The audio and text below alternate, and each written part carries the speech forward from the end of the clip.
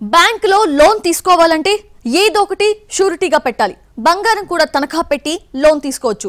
ఓ వ్యక్తి వ్యాపారం చేసి నష్టపోయాడు. అర్జెంట్ గా తనకు డబ్బులు కావాలి. బ్యాంకులో లోన్ తీసుకోవాలి అనుకున్నాడు.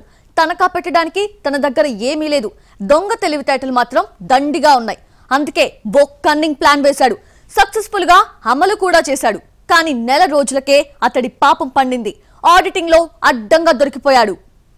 నేరేడుచెర్ల మండలం వైకుంఠపురం గ్రామానికి చెందిన కేశవరపు రాజేష్ గోల్డ్ స్మిత్ బంగారు ఆభరణాలు తయారు చేయడం నేర్చుకుని మిర్యాలగూడలో రాజేష్ గోల్డ్ వర్క్స్ పేరుతో సొంతంగా దుకాణం పెట్టుకున్నాడు.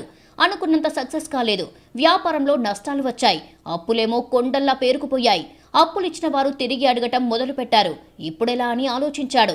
బ్యాంకులో లోన్ తీసుకోవాలనుకున్నాడు. కానీ గ్యారంటీగా పెట్టడానికి తన దగ్గర ఏమీ లేదు. అప్పుడే అతడికి ఓ ఆలోచన వచ్చింది. నకిలీ బంగారాన్ని బ్యాంకులో తాకట్టు పెట్టి దానిపై లోన్ తీసుకోవాలనుకున్నాడు. తెనాలి, నెల్లూరులో నకిలీ బంగారు ఆభరణాలు తయారు చేయించి ఎవరికీ అనుమానం రాకుండా వాటిపై హాల్ మార్క్ KDM 916 ముద్ర వేయించాడు.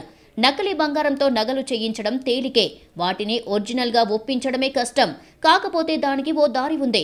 బంగారం తాకట్టు పెట్టుకునే సమయంలో బ్యాంకులు నగలను తనిఖీ చేస్తాయి. ఇందులో అప్రైజర్ పాత్ర కీలకం. అతను ఆమోద ముద్ర వేస్తేనే నగలను తాకట్టు పెట్టుకుంటాయి బ్యాంకులు.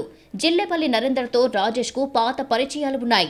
నరేందర్ గరడెపల్లి మండలం రాయనిగూడెం గ్రామంలోని బ్యాంక్ ఆఫ్ బరోడాలో గోల్డ్ అప్రైజర్ గా పనిచేస్తాడు. నకిలీ బంగారు ఆభరణాలను ధృవీకరించేలా నరేందర్ ను ఒప్పించాడు. కొంత బంగారాన్ని రాజేష్ తన పేరుతో, మరికొంత భార్య వర్షిత పేరుతో తనఖా పెట్టి లోన్ తీసుకున్నాడు.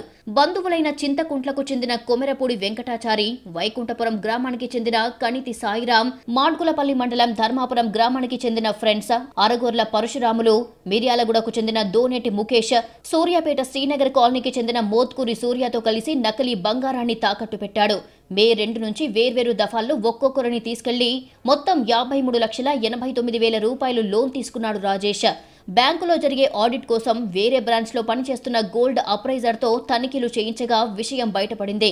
దీంతో బ్యాంకు మేనేజర్ ఉన్నతాధికారులకు తెలియజేసి గరడేపల్లి పోలీస్ స్టేషన్లో ఈ నెల 21న కంప్లైంట్ చేశారు. కేసు నమోదు చేసుకున్న పోలీసులు ప్రధాన నిందితుడు కేశవరపు రాజేష్ తో పాటు అతడు ఎవరెవరి పేర్లతో లోన్ తీసుకున్నాడో ఆ 8 మందిని అరెస్టు చేసి రిమాండ్కు తరలించారు.